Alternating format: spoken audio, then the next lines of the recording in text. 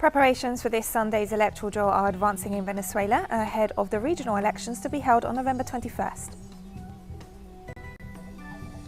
A petition for precautionary measures of protection presented by lawyers of former Bolivian de facto president Jeanine Añez to the Inter-American Commission on Human Rights was dismissed. The United Nations High Commissioner for Refugees has warned that only a third of the funds urgently sought for Afghanistan by the international organisation have been dispersed. From the headquarters of teleSUR English in Havana, Cuba, this is from the South. I'm Katrina Goss. Preparations for this Sunday's electoral draw advance in Venezuela ahead of the regional elections to be held on November 21st, when governors, mayors, state legislators and municipal council members will be elected. From Caracas, our correspondent Andre Vieira has the details. More than 400 polling stations in 333 municipalities will be enabled this Sunday to carry out a simulation vote ahead of the November 21st elections across Venezuela.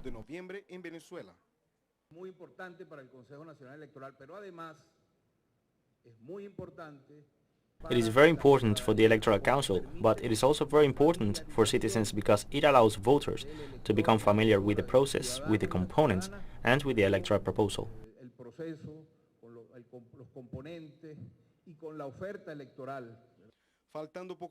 With a little more than a month to go before electing more than 3,000 regional officials, political parties are intensifying their campaign actions. The elections will be marked by the participation of all sectors of the opposition. Part of the opposition is returning to the polls after being defeated in its attempt to take control of the state by means of anti-democratic acts. We announced to the national and international community our participation in the regional and municipality elections of November 21st, 2021 with the Democratic National Unity electoral ticket. Chavista forces have won 26 out of 28 elections in 22 years of the Bolivarian Revolution. While talks are ongoing with part of the opposition in Mexico, the government continues with its activities demanding an end to the blockade imposed on Venezuela and calls on its supporters to contest on a vote-by-vote basis. Each one of us will find just three of those who are unhappy with the opposition, those who never welcomed the revolution, but who have never been abandoned by the revolution. The activity of this October the 10th will be accompanied by observers from the Carter Center and the Latin American Council of Electoral Experts. More than 3,000 officials will be working to carry out all the necessary tests for the proper functioning of the voting system. At the same time, the electoral authorities are calling for the mass participation of citizens.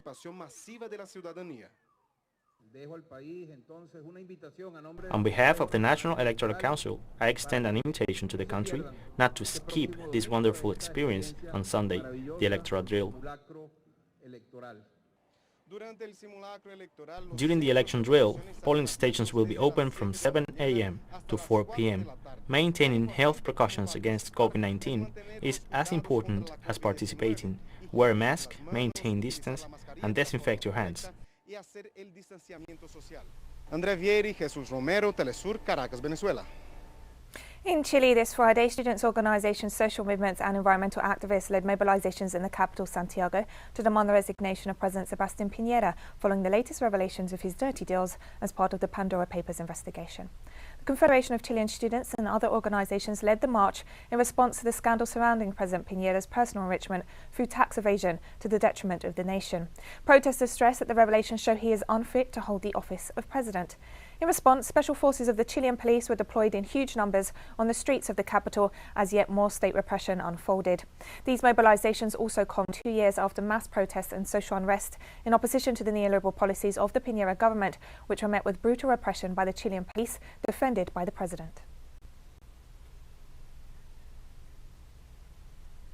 And the Chilean Public Prosecutor's Office announced on Friday that it's opened an investigation into President Sebastián Piñera over the sale of the Domingo Mining Company through a firm owned by his children, which appeared in the Pandora Papers leaks. The head of the anti-corruption unit of the Public Prosecutor's Office explained the decision was made to investigate because of the possibility that the deal involved bribery and eventual tax crimes. According to an investigation by 2 local media outlets, the Dominga company was sold to a friend of Piñera's for $152 million in a deal carried out in the British Virgin Islands, a well-known tax haven. The investigation found that the payment was due to be staggered over 3 instalments, with a clause that stated the final instalment was dependent on not establishing an area of environmental protection in the area of the mining company's operations, as environmentalists had demanded. The National Prosecutor on 8 October has decided to open a criminal investigation into the facts associated with what has become known as the Pandora Papers and which are ultimately related to the purchase and sale of the Dominga Mining Company, which is linked to the family or was linked to the family of the President of the Republic. The National Prosecutor has taken his decision given that the background information could have the characteristics of the crime of bribery, which is correlated of bribery, possible tax offences, all of which will ultimately be the subject of an investigation. And we'll be right back after this very short break. Don't go away.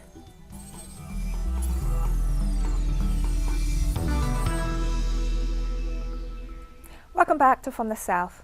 The Bolivian Foreign Ministry reported that the petition for precautionary measures of protection presented by lawyers of former de facto President Jeanine Añez to the Inter-American Commission on Human Rights was dismissed. The move represented part of the international campaign by the country's far right against the current government as it works to guarantee justice for the victims of the 2019 coup and the de facto regime led by Añez. Our correspondent Freddy Morales brings us more details in the following report. The document of the Inter-American Commission on Human Rights consists of 2 pages. They have decided to dismiss the request for precautionary measures in favor of Ms. Jeanine Añez and Carolina Rivera.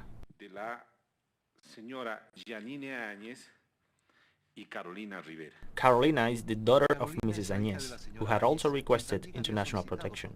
The Inter-American Commission grants precautionary measures in protection in cases of serious events that could violate human rights and in urgent cases to preserve that right and where there is also risk of permanent harm. In this case, the Inter-American Commission did not find any of these elements. The Bolivian government had been denounced before the Iachr for violation of the principles and best practices on the protection of the persons deprived of liberty in the Americas.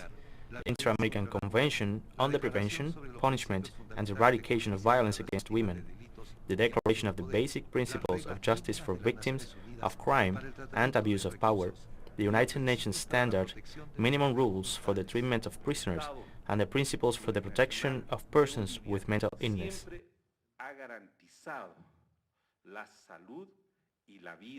It is also certain that the plurinational state of Bolivia, through its justice and security institutions, has always guaranteed the health and life of Jeanine Añez, to the extent that we can affirm that the whole situation reported by the media and through them heard by the population has been practically staged. It was a set-up to try to discredit the Bolivian state.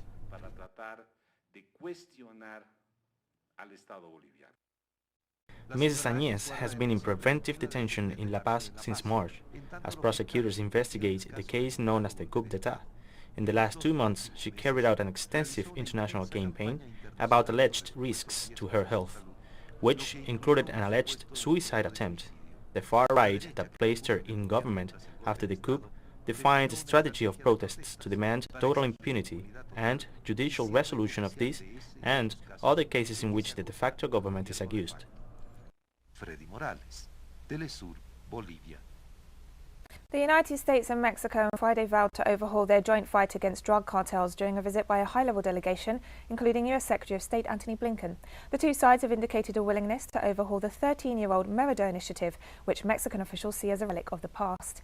Instead, Mexico is calling for a new agreement that focuses on development funding and other root causes of crime and migration.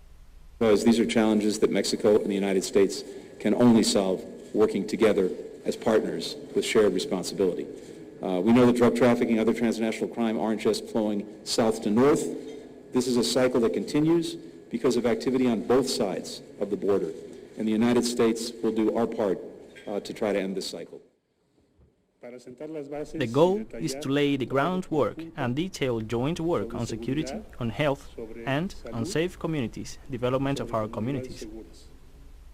During a press conference in the Brazilian capital, former President Luiz Inácio Lula da Silva stressed the harm done to the country by current President Jair Bolsonaro and said he would announce whether or not he will run for the presidency in October 2022 at the start of next year. Lula reiterated his criticism of the far-right president's administration, which has resulted in growing inflation, rising inequality and poverty. The leader of the Workers' Party called on Brazilians to think carefully when they go to the polls next year. He said that next year's election would be a chance to fight a lot so that we can fix this country.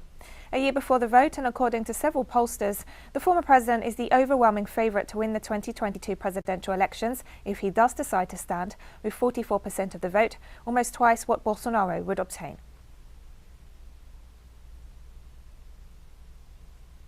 A rise in seismic activity around the Cumbre Vieja volcano on the Spanish island of La Palma is sparking concern among experts and residents. After the decrease observed in the past few days, seismic activity on the island has doubled, with at least 40 tremors registered in the early hours of Friday. One of them, at a depth of 36 kilometres, reached 3.8 magnitude on a Richter scale. The situation has provoked unrest among local residents, and the Canary Islands Volcanic Emergency Plan is organising informative meetings to explain what to do in case an evacuation is necessary. However, experts note that there is currently no risk of a new lava flow emerging from the volcano.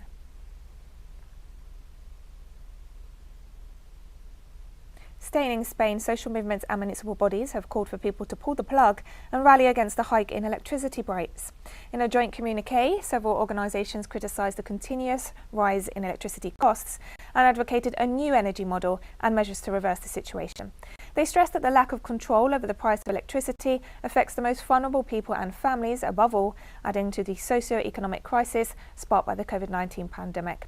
They stressed that municipal level authorities do not have the right tools to deal with the power held by electric companies or the social consequences the price hikes are causing, noting that higher level administrations must promote short-term measures to reverse the situation and regain control of the electricity supply as a public basic good. They also called to promote the use of renewable energies with a model based on the participation of citizens and public administration of the sector. European Commissioner for Home Affairs stated Friday that she does not think the EU should fund border walls after interior ministers from 12 member states asked Brussels to pay for border barriers to help stop asylum seekers from entering the bloc. So that I see that some member states take the decision to build fences, and I can understand that. I have nothing against member states building fences. But whether it should be a good idea to use EU funding for building fences, I must say that I don't think so. And we have proposals on the table in the crisis proposal in the Pact on Migration and Asylum. And I think that member states should consider adopting or maybe amend the proposals on the table. I don't think it's really a good idea to come with new proposals until we have assessed and come to a conclusion with the proposal that is already on the table. And we have more stories coming up after this final short break. Stay with us.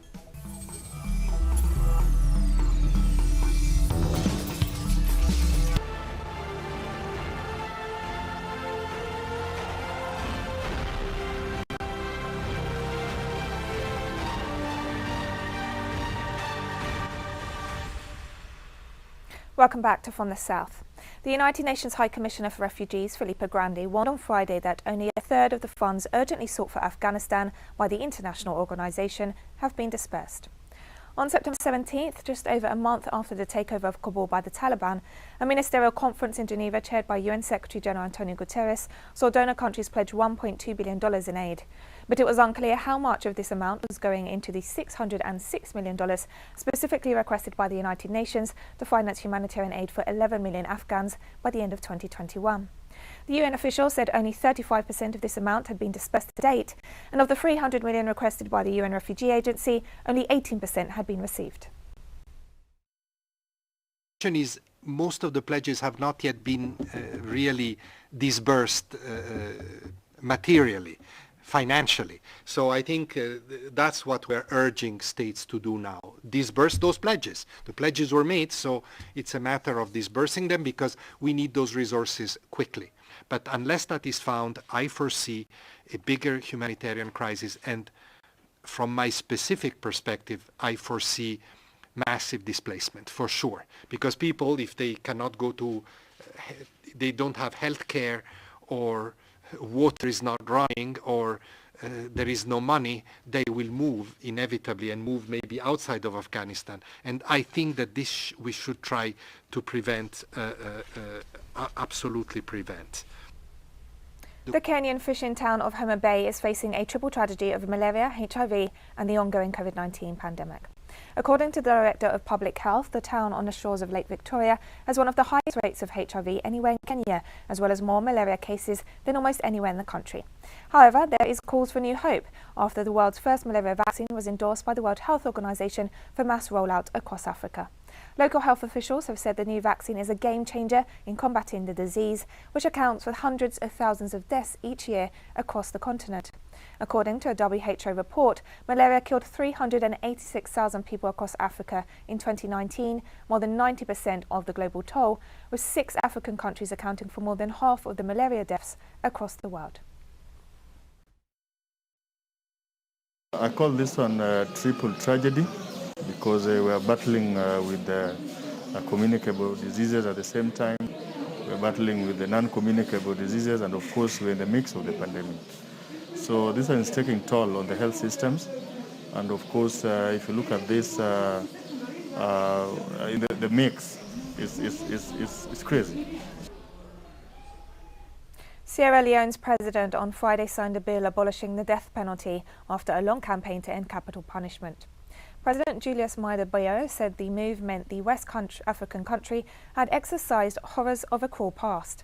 94 people were living under death sentence at the end of 2020. However, no execution has taken place in the country since 1998, as death sentences are often commuted. After long resisting a formal ban on capital punishment, the government announced abolition plans in May, and the parliament then voted in favour in July. Under the new law, execution will be replaced with life imprisonment or a minimum 30-year jail term for crimes such as murder or mutiny. My position was a hard and firm no to death penalty in all forms and for all crimes. The state has absolutely no obligation to undertake judicial killings of its own citizens in order to instill law and order or for political gains. The all too often familiar phrase of hanging persons by the neck until they die or tying persons to a stake and gunning them down are cruel, inhuman and degrading. We should never allow them to happen in this country.